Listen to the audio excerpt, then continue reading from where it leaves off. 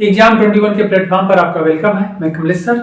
हम लोग इस सेशन में उत्तर प्रदेश की इम्पॉर्टेंट एक जनजाति है उस पर हम लोग डिस्कस करेंगे और यह जनजाति है ट्राइबल है, ट्राइब्स है बैंगा। ओके, तो बैंगा जनजाति पर हम लोग डिस्कस करेंगे और यह एग्जाम के दृष्टिकोण से बहुत ही इंपॉर्टेंट है। यूपीपीसीएस 2023 के एग्जाम के लिए बहुत ही इंपॉर्टेंट है। प्रीलिम्स प्रारंभिक परीक्षा और मुख्य परीक्षा के दोनों को ध्यान में रख करके यह इंपॉर्टेंट बैंगा जनजाति है या ट्राइब्स है। तो आइए हम लोग इनको प्रारंभ करते हैं। और बैंगा जनजातियां, बैंगा ट्राइब्स, ओके, उत्तर प्रदेश का। तो अब यहाँ पर पहला जो इंपॉर्टेंट पॉइंट है, पहले तो हम लोग यह देख लेते हैं इनका ज्योग्राफिकल एरिया, फिर इसके बाद हम लोग इनके बारे में डिटेल डिस्कस करते हैं। ओके, तो इनके एरिया के बारे में, ज्योग्राफिकल एरिया पर हम लोग डिस्कस करेंगे। तो यह उत्तर प्रदेश के दक्षिण पूर्वी क्षेत्रों में एक डिस्ट्रिक्ट है यानी जनपद है सोनभद्र। ओके, तो सोनभद्र जनपद में इनका निवास स्थान है। ओके, और यह यूपी स्पेशल यानी उत्तर प्रदेश विशेष पर हम लोग डिस्कस कर रहे हैं। तो उत्तर प्रदेश को ही ध्यान में लेकर के हम लोग इस पर बैंगा जनजातियों पर डिस्कस करेंगे। तो इनका निवास स्थान अगर उत्तर प्रदेश में देखा जाए तो सोनभद्र जनपद में डेंसिटी अधिक है और या यहीं पर इनका निवास है। ओके, इसके बाद थोड़ा बहुत मिर्जापुर डिस्ट्रिक्ट या जनपद के क्षेत्रों तक ये फैले हैं। लेकिन वैसे देखा जाए तो इस बैंगा जनजातियों का जो निवास क्षेत्र है, एरिया है, वह उत्तर प्रदेश के सोनभद्र जनपद, इधर झारखंड, छत्तीसगढ़ और मध्य प्रदेश, इतने क्षेत्रों में, इतने राज्यों में यह बटे हैं। बटे मत कहिए, इतने राज्यों में फैले हुए हैं। ओके, तो इनका निवास क्षेत्र झारखंड, उत्तर प्रदेश, छत्तीसगढ़ और मध्य प्रदेश के क्षेत्रों में है। ओके, इंपॉर्टेंट है। लेकिन हम लोग उत्तर प्रदेश को देख रहे हैं तो उत्तर प्रदेश में स्पेशली सोनभद्र जनपद में इनका निवास स्थान क्षेत्र है। ओके, तो यह पहला पॉइंट इंपॉर्टेंट है कि बैंगा जनजातियां किस जनपद में निवास करती हैं। तो यह सोनभद्र, उत्तर प्रदेश के सोनभद्र जनपद में निवास करती हैं। Important question. ओके, आगे अब हम लोग पढ़ते हैं अगले पॉइंट पर कि यह बैंगा जनजाति, जो बैंगा जनजाति है, यह जनजाति अपने को द्रविड़ का वंशज मानते हैं, यानी द्रविड़ वंश से ये बिलोंग करते हैं। तो अपने को यह द्रविड़ वंश का मानते हैं, यही एग्जाम के लिए इंपॉर्टेंट है। यह अपने को द्रविड़ वंश का मानते हैं। अगला पॉइंट यह है कि यह जंगलों में रहते हैं, यह जंगलों में निवास करते हैं। ओके, और जंगल और पहाड़ी क्षेत्रों में निवास करते हैं क्योंकि सोनभद्र का एरिया झारखंड का, छत्तीसगढ़ का और मध्य प्रदेश का एक पहाड़ी बेल्ट है। तो इस पहाड़ी एरिया में या पहाड़ी बेल्ट में निवास करते हैं। तो सोनभद्र के पहाड़ी क्षेत्रों में निवास करते हैं, मुख्य रूप से वनों में। ओके, पहाड़ी क्षेत्र के जंगलों में यह निवास करते हैं। आगे यह ग्रुप में रहते हैं, समूह में रहते हैं और यह समूह में रहते हैं और यह भवन बना करके रहते हैं। इनके भवन जो है मिट्टी और घास फूस की झोपड़ी का बना होता है। ओके, छोटे छोटे या गांव के टोले के रूप में यह बसे होते हैं। ओके, तो यह ग्रुप में रहते हैं, समूह में रहते हैं, जंगली क्षेत्रों में रहते हैं, पहाड़ी क्षेत्रों में। अगला पॉइंट पर हम लोग डिस्कस करते हैं कि यह प्रकृति पूजक होते हैं। तो यह भी प्रकृति पूजक होते हैं, यानी ईश्वर की पूजा करते हैं, लेकिन ईश्वर में प्रकृति पूजक होते हैं। मुख्य रूप से किसकी पूजा करते हैं? अब जंगलों में रहते हैं, वनों में रहते हैं, तो यह ट्री वर्शिप, वृक्ष की पूजा अधिक करते हैं। ओके, तो वृक्षों की पूजा करते हैं। इसके अलावा यह जहां पर रहते हैं वहां पर स्थानीय देवता की भी पूजा करते हैं। स्थानीय देवता की पूजा में स्थानीय देवता को जो जिनकी पूजा करते हैं उन्हें बूढ़ा देव के नाम से जाना जाता है और दुल्हा देव।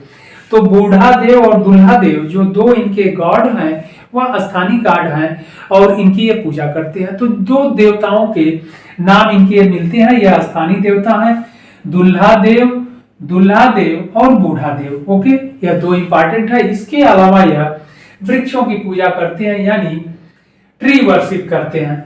तो यह इनके देवता हो गए, बूढ़ा देव, दुल्हा देव और वृक्षों की पूजा। आगे हम लोग देख लेते हैं इनका भोजन क्या है, फूड क्या है। तो यह शाकाहारी और मांसाहारी दोनों होते हैं, यानी दोनों प्रकार के भोजन करते हैं, यानी वेज और नॉन वेज दोनों डिश लाइक करते हैं, पसंद करते हैं। शाकाहारी भोजन और मांसाहारी भोजन में जंगली जानवरों का शिकार करते हैं।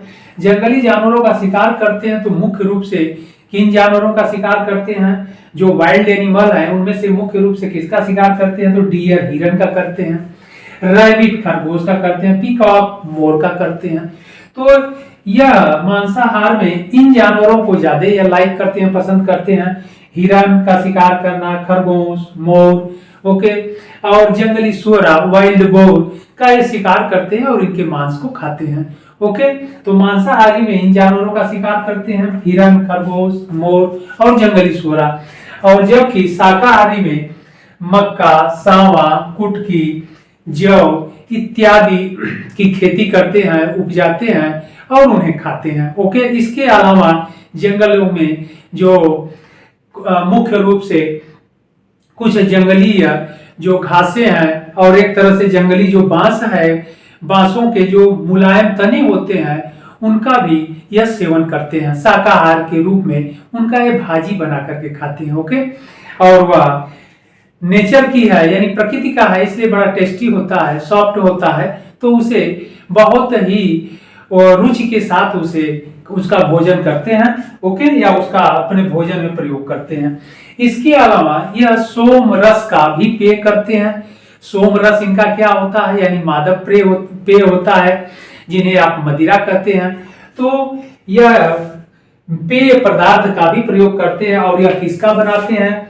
मक्के का, सांवा का, कुटकी का और महुए का। ओके, तो मक्के का, सांवा का और कुटकी का, ये तो ग्रेन्स हो गए, अनाज हो गए, इनका ये प्रयोग करते हैं। इसके अलावा महुए का प्रयोग करते हैं। तो इन चार चीजों का यह ड्रिंक बनाते हैं, यानी पेय पदार्थ बना करके उपयोग करते हैं या फिर प्रयोग करते हैं। ओके, या पीते हैं।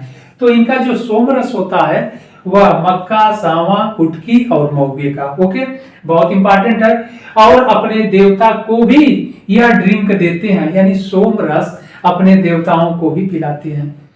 तो देवताओं, एक तरह से आप कह सकते हैं कि बैंगा जनजातियों का और इनके देवताओं का मुख्य पेय पदार्थ है। और वह किससे तैयार होता है? मक्के से, सांवा से, कुटकी से और महुए से। ओके, इंपॉर्टेंट पॉइंट है। एग्रीकल्चर में हम लोग देख लिए तो कृषि कार्य करते हैं और कृषि कार्य में झूम खेती करते हैं, अस्थायी खेती नहीं करते हैं। और पहाड़ी क्षेत्रों के निचले पादों पर या निचले भागों में जहां पर नमी वाला बेल्ट रहता है एरिया, वहां पर यह लोग फसलों की बुआई करते हैं और वहीं पर एक खेती करते हैं। ओके, लेकिन खेती अस्थायी रूप में नहीं करते हैं। अस्थायी रूप में अगर देखा जाए तो इनका ऑक्यूपेशन कह लीजिए, यह शिकार ही ज्यादा करते हैं वाइल्ड एनिमल का, यानी हंटिंग ही इनका मुख्य पेशा है। ओके, अब आगे हम लोग बढ़ते हैं। तो बैंगा जाति में, बैंगा जनजातियों में जो स्त्रियां होती हैं, जो फीमेल क्लास होते हैं, यह अपने लगभग शरीर पर, बॉडी पर मैक्सिमम यह टैटू बनवाती हैं। ओके, यानी टैटू बनवाते हैं, यानी यह इनके इस बैंगा जनजातियों में फीमेल क्लास में अधिक प्रचलन में है। मेल यानी पुरुष वर्ग भी यह टैटू खुदवाता है या बनवाते हैं, लेकिन पुरुष वर्ग में इसका प्रचलन कम है, जबकि स्त्री वर्ग में, महिलाओं में टैटू खुदवाने का या बनवाने का प्रचलन बहुत अधिक है। ओके, और आगे हम लोग देख लेते हैं कि इनका तीज त्योहार क्या है। तो इनका जो त्योहार है वह लकी, खाप, खड़ी यह त्योहार है। लेकिन इन त्योहारों के समय यह क्या करते हैं? एक प्रकार का नृत्य करते हैं, जो आपके एग्जाम में हमेशा पूछा जाता है, बहुत इंपॉर्टेंट नृत्य है, वह है कर्मा नृत्य। ओके, तो यह कर्मा नृत्य करते हैं। तो बैंगा जनजातियों का जो मुख्य नृत्य है वह है कर्मा नृत्य। ओके, तो इन त्योहारों पर लहकी के समय नृत्य करते हैं तो उसे लहकी कर्मा कहते हैं। खाप के समय जो नृत्य करते हैं उसे खाप कर्मा कहते हैं। खड़ी के समय, त्योहार के समय जो नृत्य करते हैं उसे खड़ी कर्मा कहते हैं। यानी एक तरह से देखा जाए तो कर्मा इनका मुख्य नृत्य है। ओके, इस बैंगा जनजातियों का। ओके, इंपॉर्टेंट है। अगला जो इंपॉर्टेंट पॉइंट है उस पर भी हम लोग डिस्कस करते हैं। इनके में रीमैरिज यानी पुनर्विवाह का भी प्रचलन है, या पुनर्विवाह प्रथा भी चली आ रही है प्राचीन समय से ही, यानी पुनर्विवाह प्रथा का भी प्रचलन है। बहुत इंपॉर्टेंट पॉइंट है। और यह पुनर्विवाह जब होता है, यानी युवतियां या फिर युवक या युवतियां एक दूसरे को लाइक करते हैं, पसंद करते हैं, विवाह न होने के पूर्व या विवाह के पूर्व अथवा विवाह होने के पश्चात, ओके, बिफोर अथवा आफ्टर, दोनों ही कंडीशन में अगर विवाह के पूर्व होते हैं तो एक प्रकार का रस्म होता है, यह नहीं किया जाता है। यह उधरिया नामक एक रस्म होता है, यह द्वितीय विवाह के अवसर पर किया जाता है, यानी एक विवाह हो गया है और फिर पुनर्विवाह अगर करना चाहता है कोई युवक अथवा युवती, तब यह उधरिया रस्म पूरा कराया जाता है। तो यह रस्म क्या होता है, उधरिया जो नियम है वह क्या है, या संस्कार कह लीजिए क्या है, या एक तरह की प्रथा है। प्रथा भी नियम का ही रूप होता है, इनके समाज में प्रचलन में है। तो जब युवक युवतियां का एक विवाह हो जाता है, विवाह के पश्चात फिर वह किसी अन्य को पसंद करते हैं, लाइक करते हैं और पुनः विवाह करना चाहते हैं, तो फिर वह विवाह करते हैं, लेकिन विवाह करने से पूर्व उधरिया नामक यह रस्म पूरा कराया जाता है। यह रस्म क्या है, इस उधरिया रस्म में इन बैंगा जातियों में वार्म वाटर कर लीजिए या गर्म पानी को वार्म यानी गर्म किया जाता है और गर्म पानी से स्नान करवाया जाता है। ओके, गर्म पानी से स्नान करके एक पवित्रता का इनके में एक नियम चला आ रहा है, उस पवित्रता के नियम को फॉलो करने के लिए गर्म पानी से स्नान कराया जाता है। किसको कराया जाता है, युवती को यानी लड़की को दूसरा विवाह कराने के लिए गर्म पानी से स्नान कराया जाता है। इसके बाद उनका जो धार्मिक जो क्रियाकलाप है उसके माध्यम से उसे पवित्र किया जाता है, उसके शरीर को पवित्र किया जाता है और पुनः विवाह उसका कराया जाता है। यानी पुनर्विवाह की जो प्रथा प्रचलन है, उधरिया नामक रस्म पूरा होने के पश्चात पुनः विवाह किया जाता है। और उधरिया नामक रस्म जो है शरीर के पवित्रता का यह एक नियम है। ओके, हिंदू धर्म में भी इस तरह का देखा जाता है कि पवित्रता का जो नियम है, तो लगभग चाहे ट्राइबल हो या फिर कोई भी संप्रदाय कह लीजिए, सभी में पवित्रता के शरीर के पवित्रता का एक नियम है। तो इनके में भी शरीर के पवित्रता का नियम है और उधरिया नामक रस्म पूरा होने के पश्चात उनका पुनर्विवाह होता है। ओके, और इनके समाज में वह पुनर्विवाह स्वीकार्य है यानी मान्य है। तो यह बहुत इंपॉर्टेंट रस्म है। अगला जो पॉइंट है इंपॉर्टेंट वह यह है कि यह जनजातियां, बैंगा जो जनजातियां है, यह जादू टोने में बहुत अधिक विश्वास करते हैं। ओके, तो जादू टोने में बहुत अधिक विश्वास करते हैं और जादू टोना इनके समाज में जादू टोने का प्रचलन बड़े पैमाने पर है। ओके, इसलिए इंपॉर्टेंट पॉइंट यहाँ से 3 पॉइंट तो बहुत इंपॉर्टेंट है एग्जाम के दृष्टिकोण से कि इन बैंगा जनजातियों का निवास क्षेत्र उत्तर प्रदेश का सोनभद्र जनपद।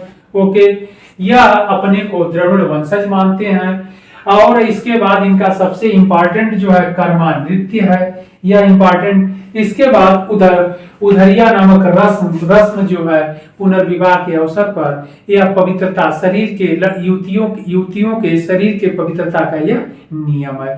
तो यह इंपॉर्टेंट पॉइंट है, आप लोग इसको नोट अवश्य कर लीजिएगा क्योंकि एग्जाम के लिए बहुत इंपॉर्टेंट है और क्वेश्चंस आता भी है और आएगा भी। ओके।